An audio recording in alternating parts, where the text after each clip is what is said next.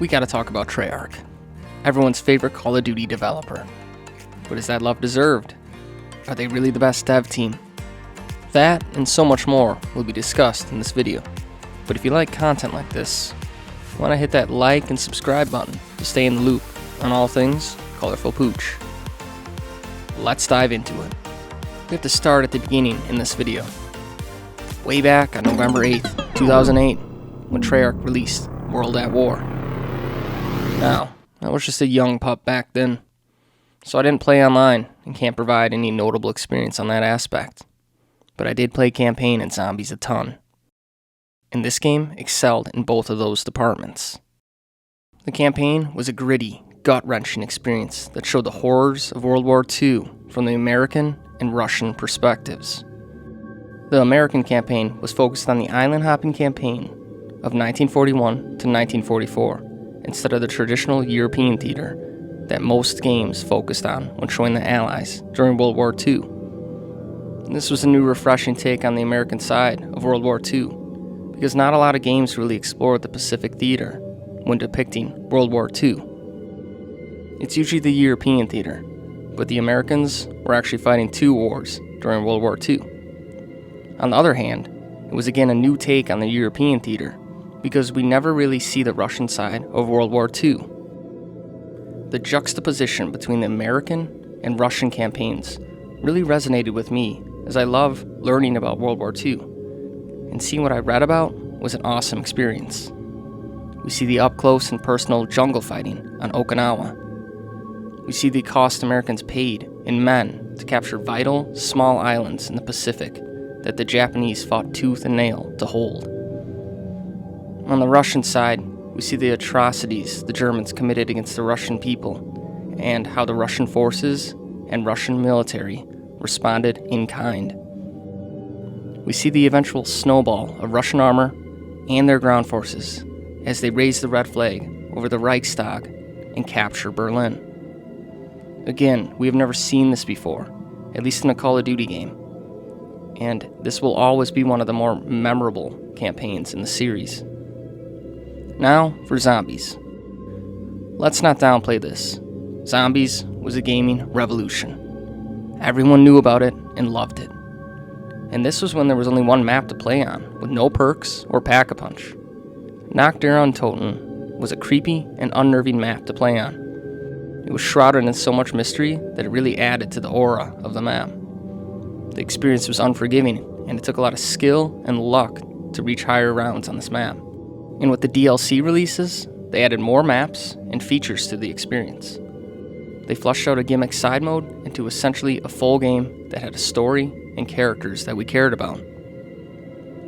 Now, like I said before, I didn't play in multiplayer, but I do know that Treyarch nailed both the campaign and zombies mode in World at War. This makes World at War one of their best games created. Now, let's skip a couple years and go to the release date of their next game. November 9th, 2010. Black Ops 1. Unlike World at War, I did play multiplayer and experienced everything this game had to offer. I'll keep the same pattern as before and start with the campaign and finish with multiplayer.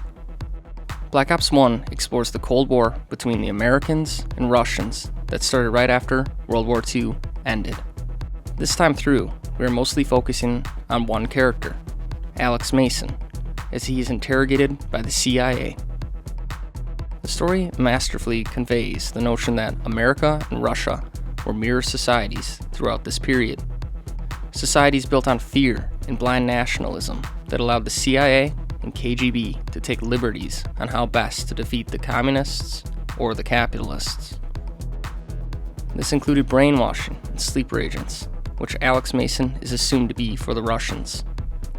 I don't want to spoil anything if you haven't played the game, but I can tell you that Treyarch again nailed the campaign with a stellar story that not only sticks to historical events, but makes you walk away from the game with questions about the point of the Vietnam War and question the lengths the government will take to defeat a society that is the opposite side of the same coin.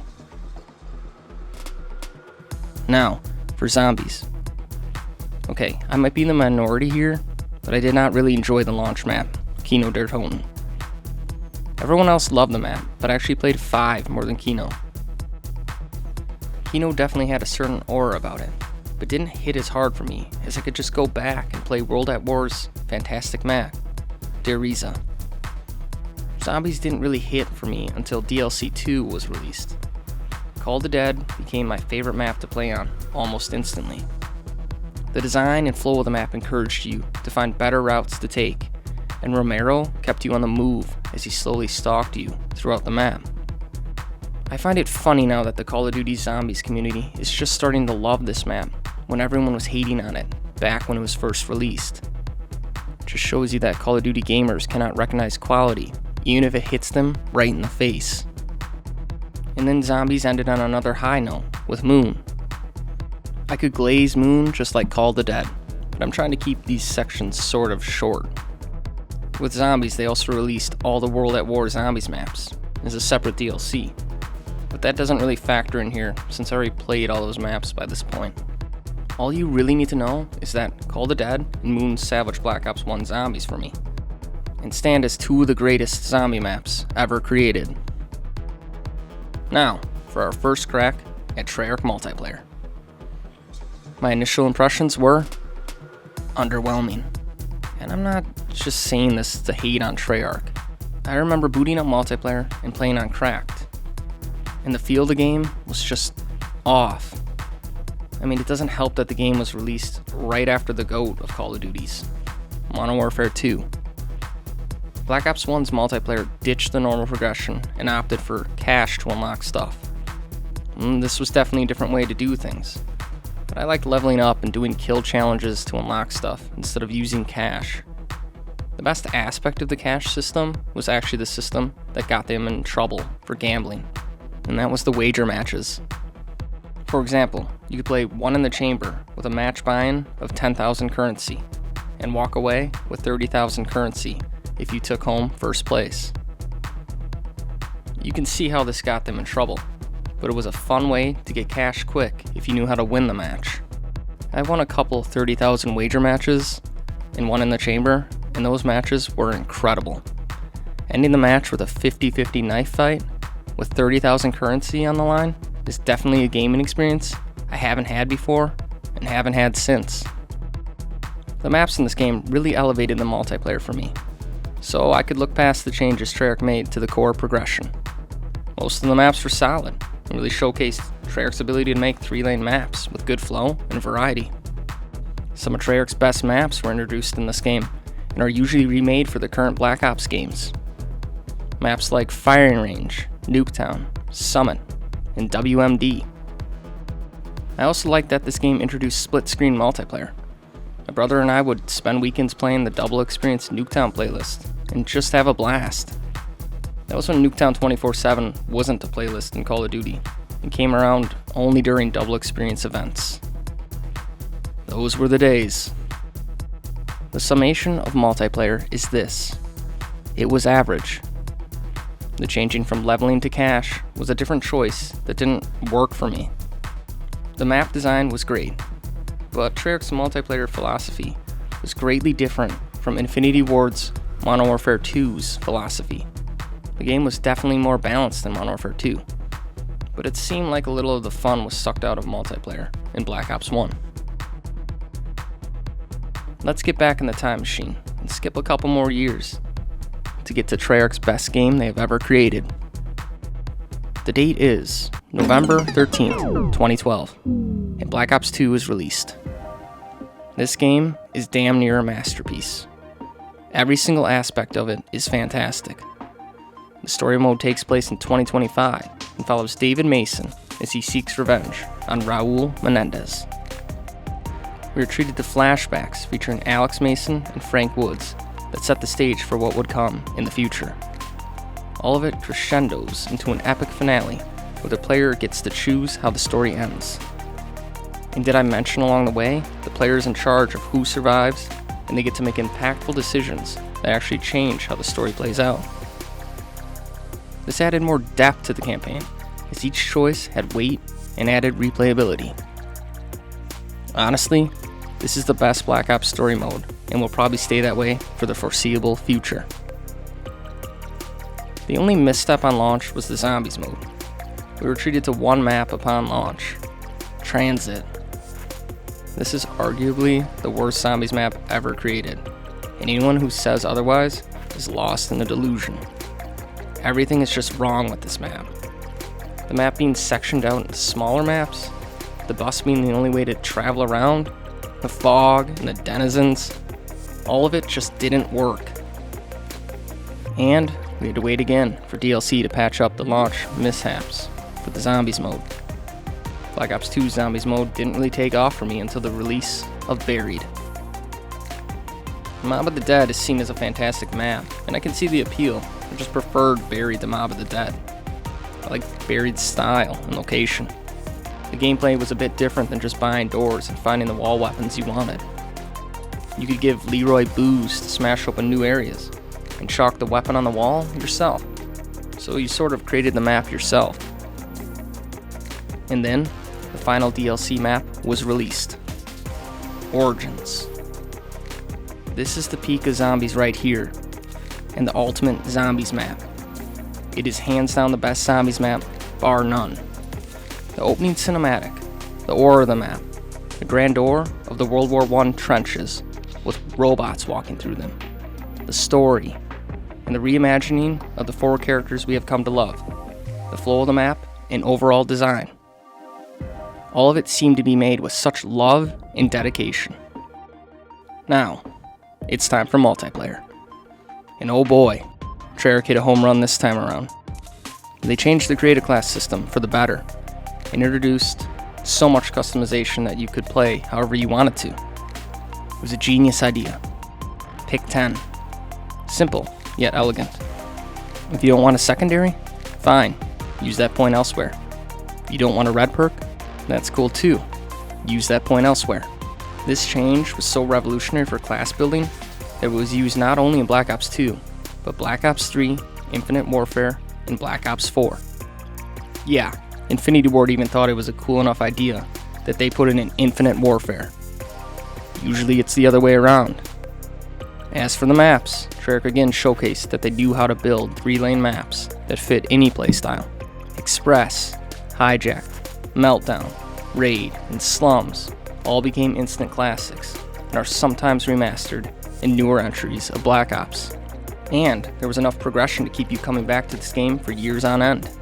The prestige system was expanded, and now you could even prestige your guns to unlock a clan tag to be etched into your gun.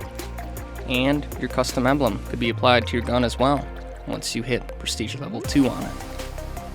The camo grind was fair. Well, maybe not the crossbow. That was a nightmare. This was the first game to introduce Mastery Camo, and I actually went out of my way to achieve it. It truly was a gem of a multiplayer experience. Where it really excelled was in balance. Every gun was viable, no perk was overpowered, and the kill streaks were achievable in almost every match. This will always be Treyarch's magnum opus, and will forever be the game they try to live up to, but will ultimately always fall short to achieve again. Which brings us to the next game. November 6th, 2015. Black Ops 3. It's been 3 years since the fantastic Black Ops 2, so let's see what Treyarch has been cooking up all this time. For the story mode, they've been creating an overthought, confusing mess that can only be enjoyed by the most sophisticated of gamers. The ideas are so abstract and ambitious that they left most gamers in the dust, me included. I still don't fully understand the story, and really don't care to figure out. I mean, the most iconic line in the whole story comes from the first or second mission. Train go boom. The characters fall flat, and the story is too up in the clouds that it failed to resonate with me and other gamers at the time. I recently replayed it, and the only redeeming quality of the story is the gameplay, which is what you would expect from a Call of Duty game anyway. This became Treyarch's first campaign misstep in the Black Ops series, and is the biggest weakness with Black Ops 3. Honestly, you could skip the story and be better for it, as you would have spent that time elsewhere. Literally doing anything else is more productive and rewarding than playing Black Ops 3's story. Okay, so story mode was a misfire. but we still got zombies, right? Yes and no. Shadows of Evil, while visually stunning and very creative, was not what I was expecting after the fantastic Origins map. I wanted to follow the main crew again, and Shadows of Evil felt like it was kicking the ball down the road. I didn't really want to play Shadows of Evil all that much, and this is when my love for zombies started to fade. The zombie story and Easter eggs started getting more and more complicated and convoluted, and I just didn't want to do all that bullshit to get some half-assed cutscene where Richtofen steals a golden ball from Jeff Goldblum. The next map, Der Eisendrache, should have been a surefire hit with me, but for whatever reason, it didn't work. It felt like it was trying to recreate Origins, but became a lesser clone of it in my eyes. I know the community loves this map, but this map caused me to stop playing zombies altogether. I did not get past this map, and I never played the rest of Black Ops 3's Zombies mode. This will be my second incomplete rating of this review. What I did play a lot of, though, was multiplayer, and technically Black Ops 3 closed out what is known as the golden age of Call of Duty multiplayer. Some say that it ended at Black Ops 2, but Black Ops 3 was still serviceable. They introduced specialists into the game, where you could use their ultimate ability to get a grenade launcher, melee sword arm thing with the commando perk, or gravity spikes. All these spiced up the gameplay and encouraged you to play as each one to find out which one best fit your playstyle. On top of that, Treyarch reworked Advanced Warfare's jetpack system and made it feel silky smooth. You could wall run and boost all over the place, which introduced verticality into a game where you used to only look ahead at eye level. Pick 10 was back, and the balance of Black Ops 2 was mostly there. The maps were solid as well. We got to play Combine, Fringe, Hunted, and Metro. And while not series staples, they again showcased that Treyarch understood how to make effective maps that encouraged game flow. I didn't dread playing any of these maps, as they all used the new movement system in creative and interesting ways. The multiplayer experience was still above average. Not as good as Black Ops 2, but leagues better than Advanced Warfare. There's a reason this game is seen as the closing of the golden age of Call of Duty multiplayer for me. And that's because it was still great, fun, and infinitely replayable. And now we flip the page into the next chapter of Call of Duty. If the last chapter was the golden age, well then this chapter has to be lovingly known as the dark age. And to start it out, we go to the date, October 12th, 2018. Black Ops 4 is released, and I don't buy it. I've never played this game and cannot review it properly. This will be my third and last incomplete that I will give in this video. Instead of playing Call of Duty, I moved on to a smaller game. You know, a little game called Apex Legends, February 4th, 2019. So let's quickly flip ahead to the next Black Ops release. November 13th, 2020. Black Ops Cold War. By now, I've been away from the franchise since Black Ops 3. It's been 5 years since I last played Call of Duty. I've been playing fantastic single-player games in the meantime. Games like Breath of the Wild and Fire Emblem Shadows of Valentia, while getting my multiplayer fix from Apex Legends. So, watching the Cold War trailer, I was thinking that this game would bring the franchise back to the good old days. But boy, was I wrong. The campaign is serviceable and provides a bit of replayability, if you so choose. Some of the missions, you have to choose who survives, like Lazard or Park. Or if you're like me, you just watch both of these forgettable characters meet their end. And in the end, Bell can be either a good guy or a bad guy. I chose bad guy and had a blast gunning down Frank Woods, who, by this point in the series, has become played out and annoying. Alex Mason, honestly just stopped digging him up because the appeal of his character is we didn't know what happened to him after Black Ops 1. And Adler, who was just about to say something about lighting a cigarette when I no-scoped him in front of Perseus. That last mission is what I remember most from this game, as the rest of the missions seem rather cookie-cutter. Sure, there were a few choices, but nothing reaches the Black Ops 2 story implications of letting someone die. Everyone glazes on that one mission where you infiltrate the KGB and have to talk to the agents with selectable dialogue. But shit, whole games are developed to have that playstyle. This isn't really anything revolutionary. I mean, I guess for Call of Duty it is, but it is also not what I play a Call of Duty campaign for. It's supposed to be about action. Shoot first, ask questions later. I don't know, the story was just average in the end. Nothing to write home about, and no reason to really skip it. I mean, it's really just a dumbed down rehash of Black Ops 1. As for zombies, this is the best part of the game, hands down. The best overall map is D Machine. It is a nostalgic love letter to the zombies community, which incorporates Nocturne Tone into a new map. And while several more maps were released, maps like Firebase Z and Forsaken, D Machine still stands out as the best one overall. Not that those maps were bad either, it just feels like everything was so indifferently made. Firebase Z is a perfect example of this. The map plays fine, but is missing the aura that older zombies maps had. Even Black Ops 3 still had aura. But Cold War Zombies is just missing that extra ingredient. You know, the intrigue factor that would make you want to play the map. You know, the part of the map that tells a story without being in your face about it. And we cannot talk about zombies without mentioning Outbreak. Second to D Machine's fun factor lies Outbreak. This mode really spiced up the zombies experience, and I had way more fun on it than the traditional round-based zombies. In all reality, how long can we continue to do the same thing over and over again? Round-based zombies started back in 2008. It's been 12 years of round-based zombies. Treyarch smartly added Outbreak to give people like me something more to play zombies for. Aside from Easter egg hunts on the round-based maps, what is the point anymore? The Cold War round-based zombies maps were so damn easy too.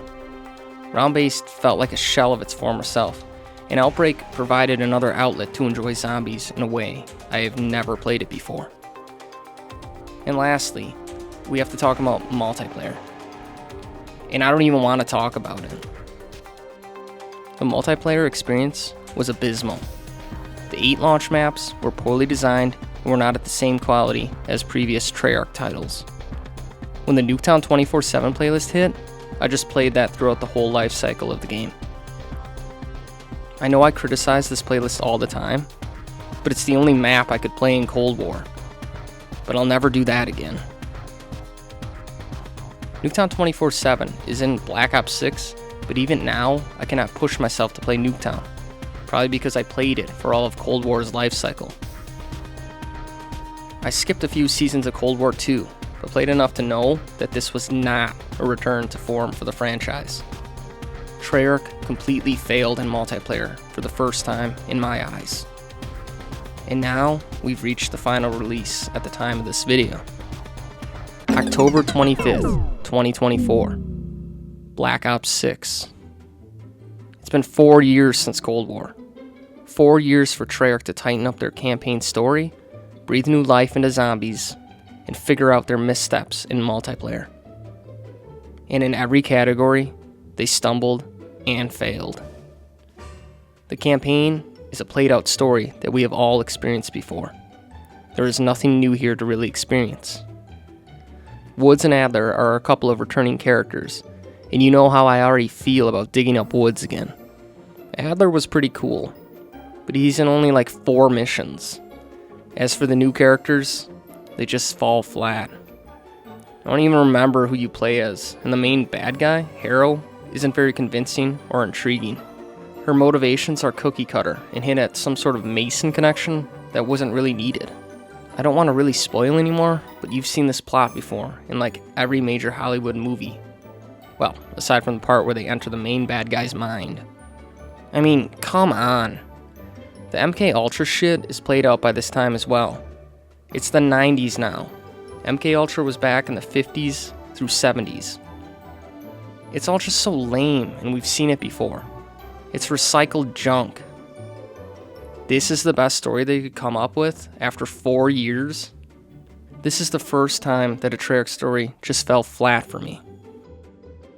Even Black Ops 3's campaign is more enjoyable because the gameplay is different enough to elevate the experience. But Black Ops 6's Omni movement doesn't elevate anything gameplay-wise. You were just stuck in the story, a very lackluster story. They added a safe house, but it isn't really that fleshed out. You can open a safe and find a hidden room. That's about it. It all just didn't work for me. As for zombies, it is a bit of a mixed bag. They didn't need to reinvent the wheel, as the community was just begging for round-based zombies to return. And it did. And if you like round-based zombies, then this mode most likely works for you. The launch maps, Terminus and Liberty Falls, are fine. They've got Easter eggs that you can complete, and once done, you can just keep playing the map over and over if you would like.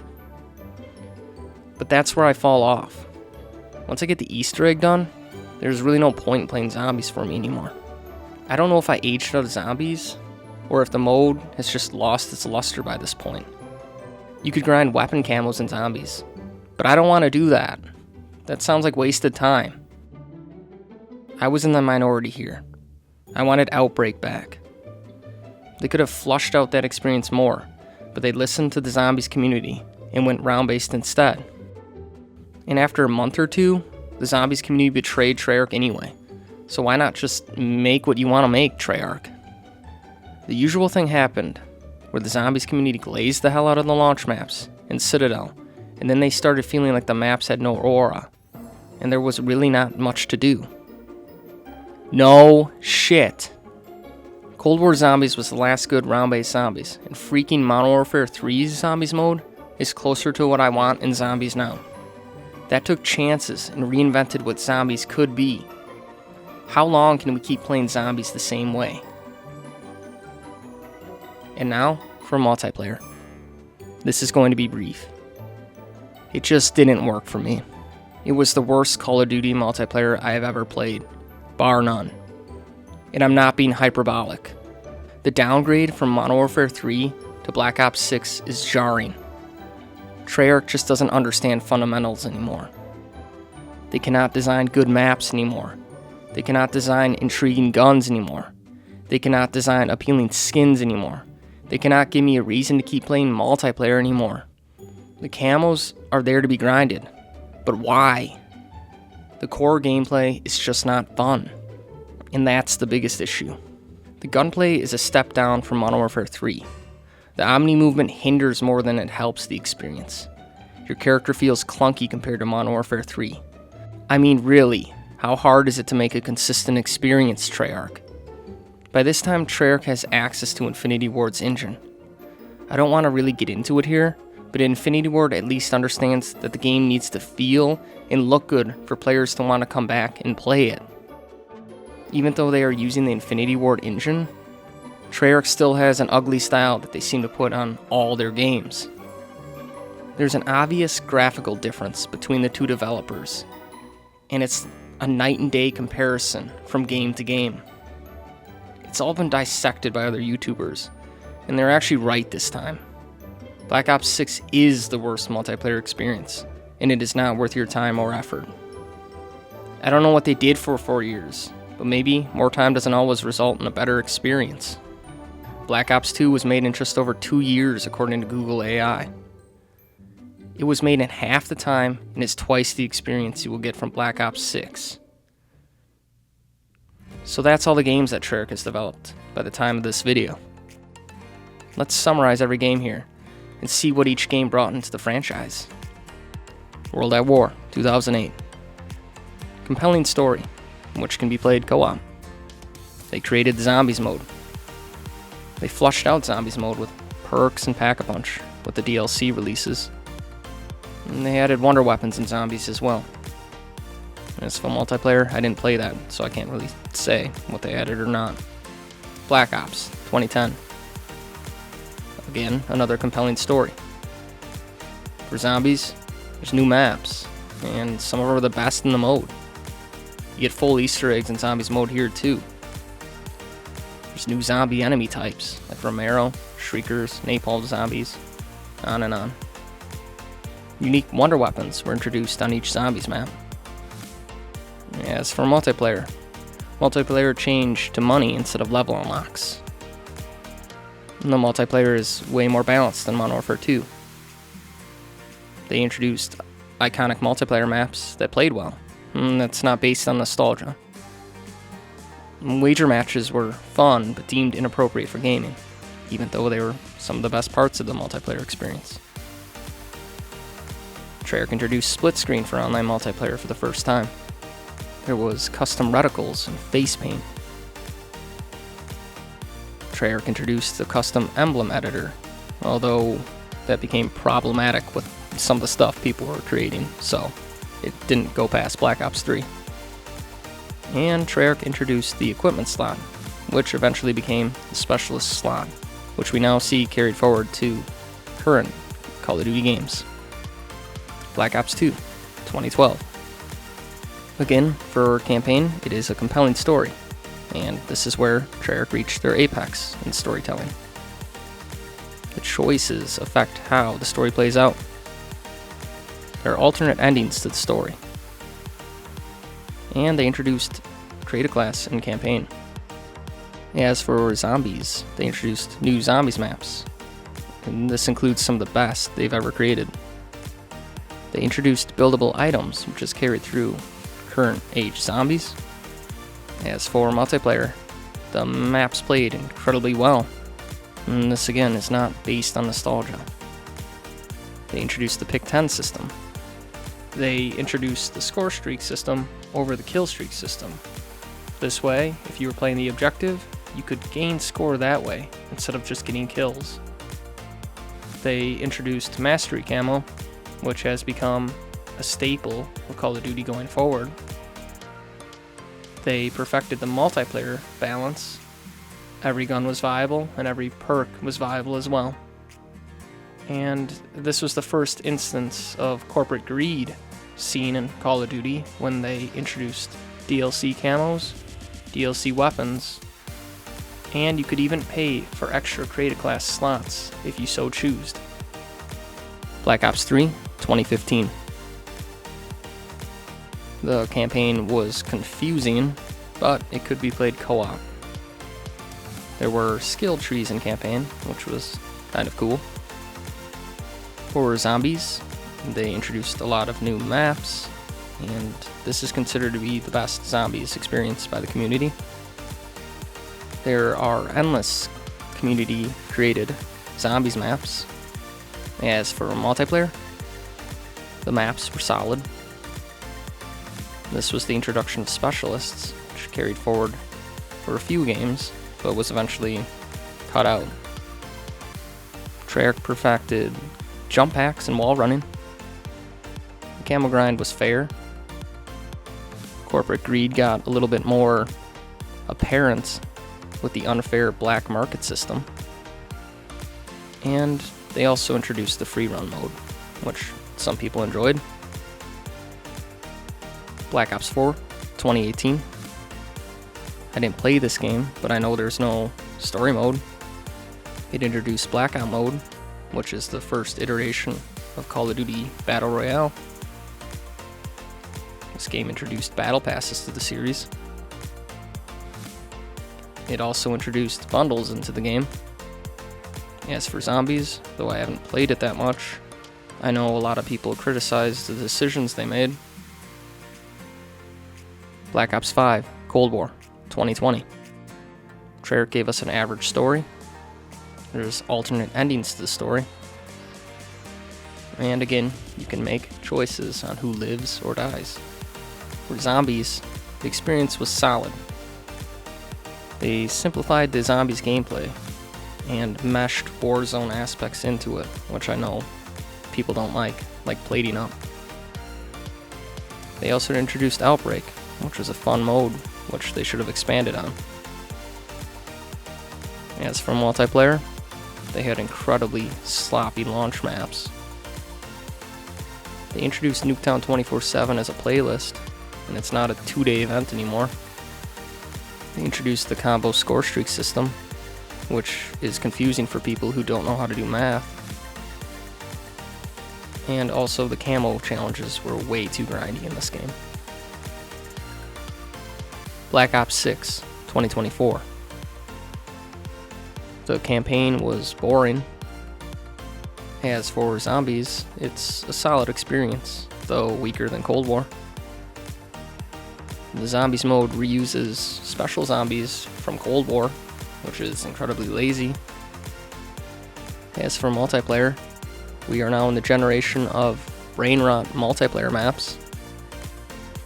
Nuketown 24/7 was dropped within a month of release. Black Ops 6 introduced Omni movement. And like Cold War, the camo challenges are way too grindy. If you guys have made it this far, let's be honest, you might as well hit that like button and subscribe. Thanks for sticking with me through this whole video. So, with that summation out of the way, we know that Black Ops 7 is on the horizon. So, I'll have to take a stab at that game too. But I don't really trust in Treyarch to make a game that will hold my interest anymore. The dev team is not the same team that made the classic Treyarch experience. They're so far removed from the glory days of Black Ops 2. It's time to stop giving Treyarch the benefit of the doubt and expecting them to produce games at that level every time. Hell, they cannot even hit the consistency of some of the weaker games in the franchise as a whole, like Infinity Ward's Ghosts or Sledgehammer's Advanced Warfare. So, is Treyarch the best Call of Duty studio? If we look at the past and only the past, then I would say yes. Their stellar games from Black Ops 1 to Black Ops 3 are peak Call of Duty. You had to be there to truly experience it. It's a shame that these games can only be played in our collective minds now as how they were supposed to be played. But if we look at the past 5 years only, then is Treyarch the best developer? I would say no. They aren't even close to the best developer. They are so far off from their original philosophy and don't seem to make games with the same care anymore. And that's strange because they always seem to really care about not only multiplayer, but zombies and campaign. From Black Ops 1 to 3, you knew you were buying a product with each mode thought out and fully worked on. Now, it's a shit show. So before you all go off and buy Black Ops 7, just remember this is not the same Treyarch of old. Will I play Black Ops 7? Sure I will. But will I play it beyond 2 months? Now that is a test Black Ops 6 failed, and I'm going into Black Ops 7 very cautiously because of this. I'm not going to sit here and shit on or glaze on Black Ops 7 before it is even released. That's unfair either way. I'll give Treyarch one more chance. So make it count, Treyarch.